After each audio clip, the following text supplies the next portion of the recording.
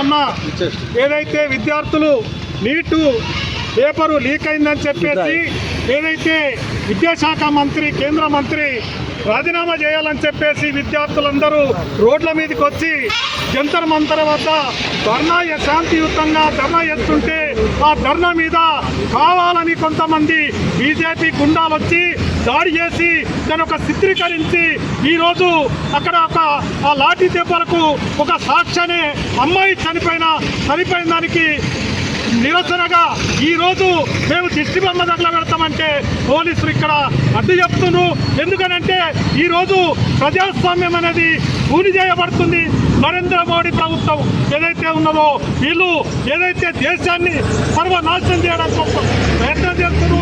ఈ కుట్రలో భాగంగానే విద్యార్థులందరూ మా జీవితాలు నాశనం అవుతున్నాయి అని చెప్పేసి ఒక దిక్కు వాళ్ళు నిరసన తెలుపుతుంటే నిరసనను కూడా వాళ్ళు అనుమతించట్లేదు కేంద్ర ప్రభుత్వం. అందుకే దానికి నిరసనగా సాక్షి అనే అమ్మాయి ఏదైతే చనిపోయిందో దానికి నిరసనగా ఈరోజు అఖిలపక్షం తరపు నుంచి మేము ఏదైతే ఈరోజు దిష్టి బొమ్మ తగలబెడతామంటే ఇక్కడ అనుమతించట్లేదు. కానీ ఇక్కడ ఉన్నటువంటి ఏదైతే పోలీస్ వ్యవస్థ ఏదైతే ఉందో మాకు సహకరించకపోవడంతో మేము తెచ్చుకున్నటువంటి దిష్టి బొమ్మను కూడా గుంజుకపోయిన పరిస్థితి మీరు చూశారు. అందుకోసం ఏంటంటే కేంద్ర ప్రభుత్వం ఏదైతే ఉందో నరేంద్ర మోడీ వెంటనే రాజీనామా చేయాలని చెప్పేసి ఈ సందర్భంగా మేము డిమాండ్ చేస్తున్నాము.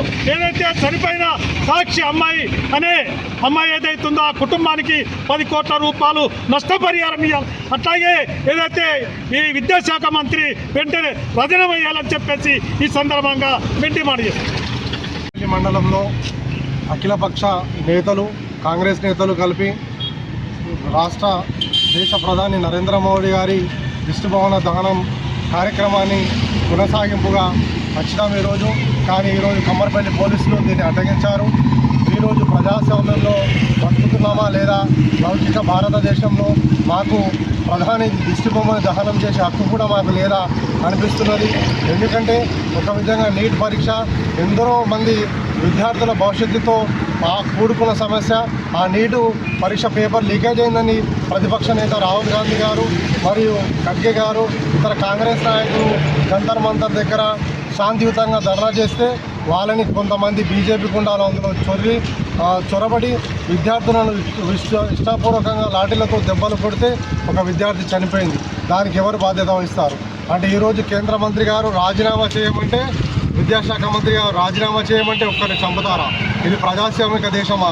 ఇది లౌకిక భారతదేశం కాదా? మాకు ప్రొటెస్ట్ చేసే హక్కు లేదా? మేము ఎక్కడ బతుకుతున్నాము? మేము అడగద్దా? అడిగితే మీరు పిల్లల్ని చంపుతారా? ఇది ఎంతవరకు సహజం? ఒక్కసారి మీరు ఆలోచించండి. ఇలాంటి చర్యలు చేపడితే ఇక నుంచి కొనసాగవు. ఖబర్దార్, మీరు ఇప్పటి నుంచైనా ఇలాంటి చర్యలు కొనసాగకుండా మంత్రిని వెంటనే బర్తాఫ్ చేయాలి.